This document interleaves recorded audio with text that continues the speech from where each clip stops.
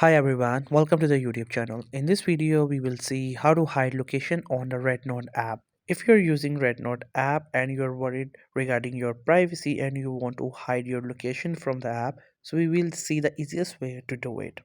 So at first, you just have to simply open the Rednote app. Once the app gets open, you will get onto its home page. Now you have to click onto me icon which is on the right bottom. Once you get onto this page, you will see this option profile which is next to settings icon. Simply click onto this icon and then we will get into the profile settings, or you can say the journal profile. Once you get there, you will see different options. Along with that, you will see this location option.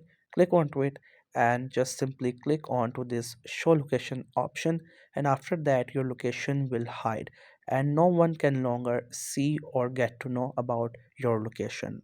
So that's how you can hide your location on Rednote app. I hope you found this video helpful and informative. In case you're not subscribed to the YouTube channel, then make sure to do it for more informative videos and updates. And thank you so much for watching the video.